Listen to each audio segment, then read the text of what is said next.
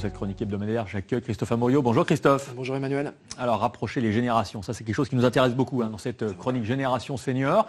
Vous avez visité une maison de retraite qui est accolée, juste à côté d'une maison de l'enfance. Une démarche assez, on va peut-être pas dire unique, mais enfin en tout cas originale. Très original, ouais. Nous l'avons visité, cette EHPAD maison de l'enfance avec Dominique Lemay en tout début de semaine. On a suivi plusieurs animations, du chant, entre autres, un atelier chant. Mais il s'agit vraiment de tout un ensemble immobilier qui a été pensé dès sa création pour faire cohabiter jeunes et anciens. Les plus jeunes ne sont pas en crèche, comme on évoque souvent ces cas entre crèche et maison de retraite. Là, ils ont entre 3 et 12 ans. Les moins jeunes, eux, ont entre 72 et 100 ans. On en reparle juste après, on regarde tout de suite notre reportage.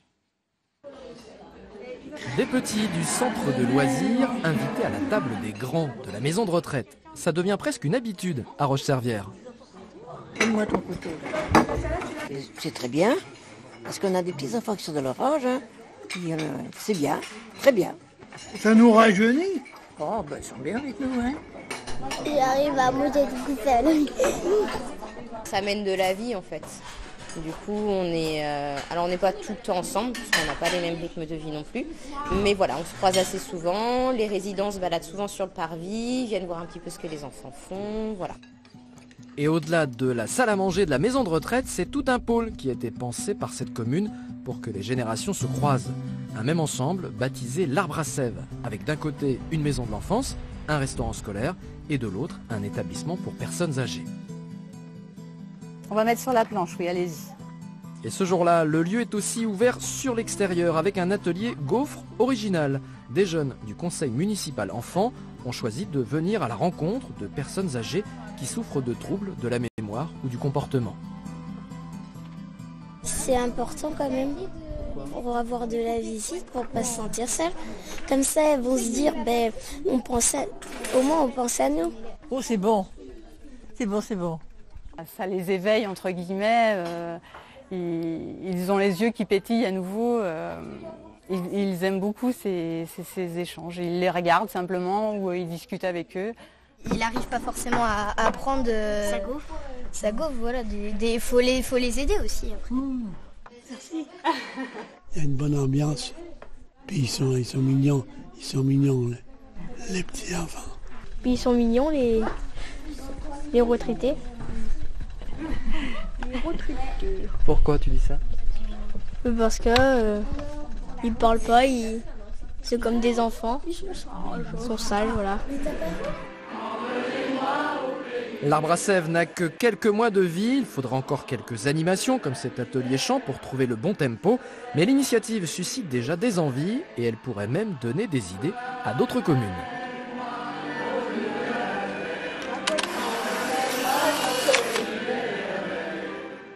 Alors Christophe, ce lieu de vie, on le rappelle, s'appelle l'Arbre à Sève et le restaurant scolaire a une place particulière. Oui, tout à fait. Alors, bon, là, on était en vacances scolaires. Cette semaine, on est encore en vacances scolaires pour quelques jours. Mais il y a bien un restaurant qui accueille tous ces jeunes jusqu'à 12 ans. Ça fait vraiment partie de l'originalité du projet. Il y a un seul chef qui prépare les mêmes menus pour les jeunes et pour les résidents de l'EHPAD. Et à propos de cantine, on prend quelques secondes pour un petit clin d'œil à Madeleine Jaunet. On est allé la rencontrer dans son appartement. Eh bien, l'Arbre à Sève lui a proposé la confection de serviettes pour les plus petits des enfants. Vous savez, ces serviettes avec un élastique que l'on passe autour du cou. Un jeu d'enfant pour cette ancienne couturière de 85 ans. Vous voyez, elle n'a pas perdu la main et elle a toujours sa machine à coudre d'origine. J'ai oublié de demander l'âge de la machine, mais je pense qu'elle a un âge respectable. Tout comme sa propriétaire. Très bien. Est-ce qu'il y a d'autres projets de ce type dans la région? Oui, alors... J'allais dire oui, non en fait, pardon, parce que c'est une question que s'est posée le maire de la commune qui est à l'origine de ce pôle. Il n'a pas trouvé d'équivalent de cette envergure-là, vous l'avez vu sur les images, c'est assez impressionnant. Des projets qui avaient été pensés dès le début pour faire cohabiter toutes ces générations, des anciens aux plus jeunes et au-delà de la crèche, pas simplement ces associations ponctuelles. On peut parler d'une initiative pilote, en tout cas pour l'instant jusqu'à plus ample. Informé. Alors l'Arbre à Sève est ouvert depuis quelques mois, on l'a vu, on l'a dit. Est-ce qu'il y a des projets éventuellement autour de l'établissement, d'agrandissement ou d'aménagement?